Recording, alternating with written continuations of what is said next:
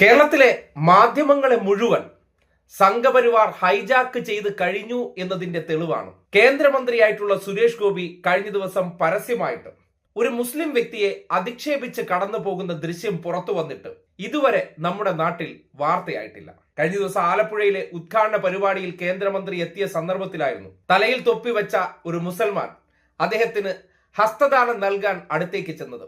ആ കൈ തട്ടിത്തെറിപ്പിച്ചു പോകുന്നതിന്റെ ദൃശ്യം പുറത്തു വന്നിരുന്നു. സകലരും കണ്ടു. എന്തുകൊണ്ട് ഇത് വാർത്തയാകുന്നില്ല?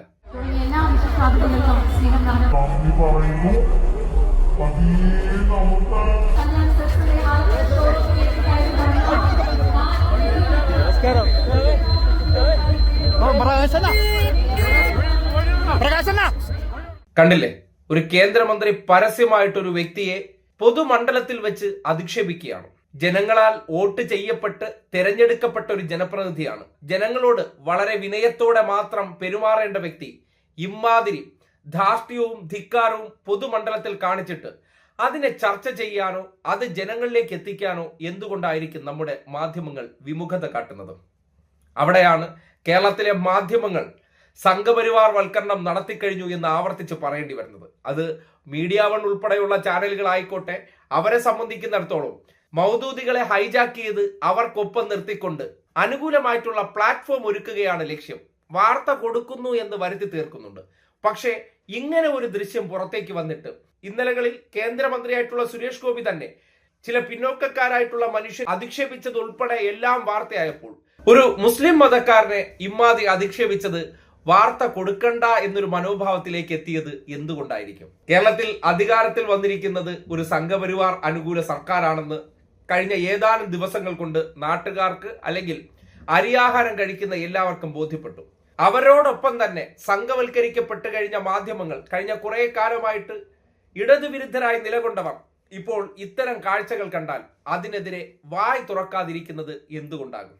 ഇതൊക്കെ ഈ നാട്ടിൽ ഇനിയും ചിലരൊക്കെ കണ്ട് മനസ്സിലാക്കിയില്ലെങ്കിൽ നിങ്ങളെയൊക്കെ കാത്തിരിക്കുന്ന അപകടങ്ങൾ വളരെ വലുതാണെന്ന് മാത്രമേ പറയാനുള്ളൂ. കേരളത്തിൽ മേനോൻ സർക്കാർ അധികാരത്തിൽ വന്നു കഴിഞ്ഞാൽ മതേതരത്വത്തെ സംരക്ഷിക്കുമെന്ന് പറയുമ്പോൾ ഇങ്ങനെ ഒരു കേന്ദ്രമന്ത്രി തന്നെ പരസ്യമായിട്ടൊരു പ്രവൃത്തി ചെയ്തിട്ട് പോകുമ്പോൾ വാർത്തകളാക്കി ആ വിഷയം ജനശ്രദ്ധയിലേക്ക് കൊണ്ടുവരാതെയും അത്തരം കാര്യങ്ങളൊക്കെ അതൊന്നും വാർത്തയാക്കേണ്ട കാര്യങ്ങളല്ല എന്നൊരു ചിന്താഗതിയും വരുന്നത് ഇവിടെ നിന്നാണ്.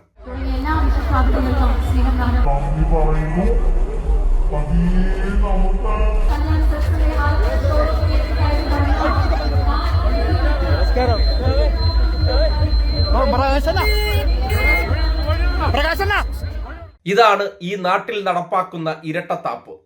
ഇത് മനസ്സിലാക്കാൻ ശേഷിയില്ലാതെ പോയതാണ് പലരും ഇക്കഴിഞ്ഞ തെരഞ്ഞെടുപ്പിൽ മാധ്യമങ്ങൾ എന്ന പേരിൽ സംഘപരിവാർ സൃഷ്ടിച്ച പല കഥകളും വിശ്വസിച്ചുകൊണ്ട് ഈ നാട്ടിൽ അവരുടെ സമ്മതിദാന അവകാശം സംഘപരിവാർ അനുകൂല സർക്കാരിന് വിനിയോഗിച്ചു കൊടുത്തത്. അവർ ക്ഷണിച്ചു വരുത്തി അവർ തന്നെ അനുഭവിക്കേണ്ട അവസ്ഥ. പൊതുമണ്ഡലത്തിൽ സുരേഷ് ഗോപി എന്ന കേന്ദ്രമന്ത്രി ഇത് ചെയ്തിട്ട് ഇത് വാർത്തയല്ലെങ്കിൽ നമ്മുടെ നാട്ടിൽ വരും കാലങ്ങളിൽ ന്യൂനപക്ഷങ്ങൾക്കെതിരെ അതിക്രമങ്ങൾ എന്തൊക്കെ വാർത്തയാകുമെന്ന് നിങ്ങൾക്ക് ആലോചിക്കാവുന്നതാണ്.